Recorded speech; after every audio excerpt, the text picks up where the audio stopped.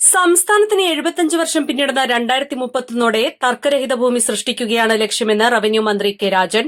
എല്ലാവർക്കും ഭൂമി, എല്ലാ ഭൂമിക്കും രേഖ, എല്ലാ സേവനങ്ങളും സ്മാർട്ട് എന്ന സംസ്ഥാന സർക്കാർ ലക്ഷ്യത്തിന്റെ ഭാഗമായി റവന്യൂ വകുപ്പിന്റെ നേതൃത്വത്തിൽ സംഘടിപ്പിച്ച ജില്ലാതല പട്ടയ വിതരണ പരിപാടിയുടെ ഉദ്ഘാടനം ഓൺലൈനായി നിർവഹിച്ച് സംസാരിക്കുകയായിരുന്നു മന്ത്രി. ഈ സർക്കാരിന്റെ കാലത്ത് 2 ലക്ഷത്തിലേറെ പട്ടയങ്ങൾ വിതരണം ചെയ്തു. കഴിഞ്ഞ 10 വർഷത്തോളമായി 4,13,000 പട്ടയങ്ങൾ വിതരണം ചെയ്തെന്നും അടുത്ത വർഷത്തോടെ അത് 5 ലക്ഷത്തിലേക്ക് എത്തിക്കുമെന്നും മന്ത്രി പറഞ്ഞു. ഓരോ മണ്ഡലങ്ങളിലും എംഎൽഎമാരുടെ അധ്യക്ഷതയിൽ പട്ടയ അസംബ്ലികൾ ചേർന്ന് പട്ടയ പ്രശ്നങ്ങൾ കണ്ടെത്തി അവ ജില്ലാ പട്ടയ ഡാഷ്ബോർഡിൽ ഉൾപ്പെടുത്തി. വാർഡടിസ്ഥാനത്തിൽ വരെ പട്ടയത്തിന് അർഹതയുള്ളവരെ കണ്ടെത്താൻ ശ്രമം നടത്തുകയും ചെയ്തു. വർഷങ്ങളായി സംസ്ഥാനത്തിന്റെ വിവിധ സർക്കാർ ഓഫീസുകളിൽ കെട്ടിക്കിടന്നിരുന്ന പട്ടയ അപേക്ഷകളിലെ കുരുക്കുകൾ ഒഴിവാക്കി നിരവധി പേർക്ക് പട്ടയങ്ങൾ നൽകാൻ കഴിഞ്ഞു. 2012-13 കാലത്തെ ഭേദഗതി അനുസരിച്ച് പട്ടയം കിട്ടാനുള്ള വരുമാന പരിധി 1 ലക്ഷം രൂപയായിരുന്നു.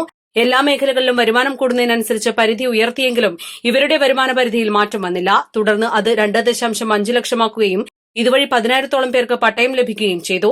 നവംബർ 1 അതിദരിദ്രർ ഇല്ലാത്ത സംസ്ഥാനമായി കേരളം മാറുകയാണെന്നും തദ്ദേശ വകുപ്പിന്റെ നേതൃത്വത്തിൽ നടക്കുന്ന അതിദരിദ്രരില്ലാത്ത പ്രഖ്യാപനത്തിൽ നിരവധി പേർക്ക് പട്ടയം നൽകി പങ്കാളികളാകാൻ റവന്യൂ വകുപ്പിന് സാധിച്ചെന്നും മന്ത്രി കെ രാജൻ പറഞ്ഞു. കളക്ടറേറ്റ് കോൺഫറൻസ് ഹാളിൽ നടന്ന പരിപാടിയിൽ കായിക ന്യൂനപക്ഷ വകുപ്പ് മന്ത്രി വി അബ്ദുറഹ്മാൻ അധ്യക്ഷത വഹിച്ചു. വിവിധ താലൂക്കുകളിലെ വിവിധ ആളുകൾക്കുള്ള പട്ടയം വിതരണം അദ്ദേഹം നിർവഹിച്ചു. ജില്ലാ collector V R Vinod, ADM N M. Meharali, deputy കളക്ടർമാർ, ജനപ്രതിനിധികൾ, ഉദ്യോഗസ്ഥർ, രാഷ്ട്രീയ പാർട്ടി പ്രതിനിധികൾ തുടങ്ങിയവർ സംബന്ധിച്ചു. East life, Malappuram.